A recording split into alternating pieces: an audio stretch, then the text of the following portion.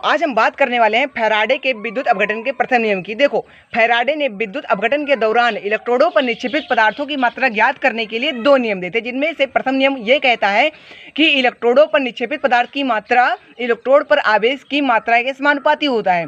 अर्थात अगर इलेक्ट्रोड पर आवेश की मात्रा जितनी ज्यादा है उतना ही ज्यादा पदार्थ उस पर निक्षेपित होगा। अर्थात W is directly proportional Q, और प्रोपोर्शनलिटी का चिन्ह हटाएंगे तो आप कांस्टेंट लाएंगे, अर्थात W इज Z इंटू में Q, जहां Z क्या है, विद्युत रासायनिक तुल्यांक है।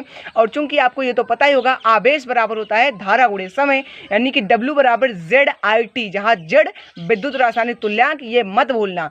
अतः अगर आपको समय दिया है, धारा दिया है और विद्युत रासायनिक तुल्यांक दिया है तो निक्षेपित पदार्थ की मात्रा ज्ञात कर सकते हो। अब आप कहोगे विद्युत रासायनिक तुल्यांक अर्थात Z कैसे ज्ञात करेंगे, तो Z का फार्मूला होता है Z is equal to M upon में N इंटू F, जहाँ M क्या है, M है मोलर मास, यानी कि मोलर द्रव्यमान जिस पदार्थ का हमें ज्ञात करना है वो कर लेंगे।